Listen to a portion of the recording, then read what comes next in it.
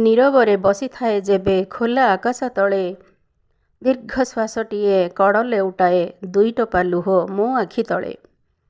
ତୋ ଆଶ୍ୱାସନା ଭରା ଶବ୍ଦ, ତୋ ଆଲିଙ୍ଗନର ଉଷ୍ମତା ଦିନସାରା ଛୁଇଁଥାଏ ମୋ ଅଲରା କେଶକୁ। ପିଠିରେ ଅନୁଭବ କରେ ତୋ ହାତର ମଧୁର ପରଶ।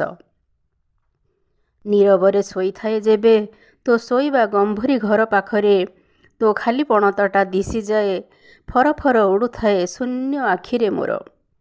ମୁହଁ ସଞ୍ଜବେଳେ ଯେବେ ଚଉରା ମୂଳେ ବତୀଟିଏ ଜାଳେ, ତୋ ମୁହଁର ଗୁଣୁ ଗୁଣୁ ଗୀତ ଶୁଣୁଥାଏ ମୁଁ ହୃଦୟ ଖୋଲି।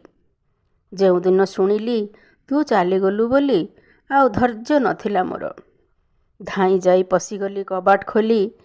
ସେଦିନ କାନ୍ଦୁଥିଲେ ଗଛଲତା, କାନ୍ଦୁଥିଲେ ଘରଲୋକ, କାନ୍ଦୁଥିଲା ବନ୍ଧା କୁକୁରଟା।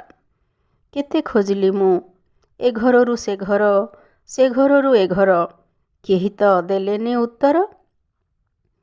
ସେଠି ଥିଲା ତୋର ପାନବଟା, ଗୁଆ କାତି ଆଉ ଲୁଗାପେଡ଼ି, ଥାକ ଥାକ ଧଳା ରଙ୍ଗର ଶାଢ଼ୀ।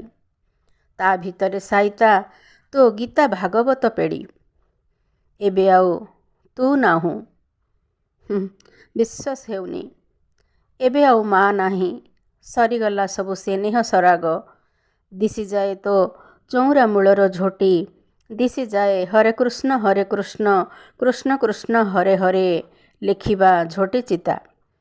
ଆଖି ଲୁହ ଆଖିରେ ଶୁଖିଯାଏ, ଆଖି ଲୁହ ଶୁଖିଯାଏ ଆଖିରେ ଆଖିରେ। ଇଚ୍ଛା ହୁଏ ବଡ଼ ପାଟିରେ ଡାକିବାକୁ ମା ମା ବୋଲି ଥରେ। ଇଚ୍ଛା ହୁଏ ବଡ଼ ପାଟିରେ ଡାକିବାକୁ ମା ବୋଲି ଥରେ। ଇଚ୍ଛା ହୁଏ ବଡ଼ ପାଟିରେ ଡାକିବାକୁ ମା ବୋଲି ଥରେ। ଧନ୍ୟବାଦ।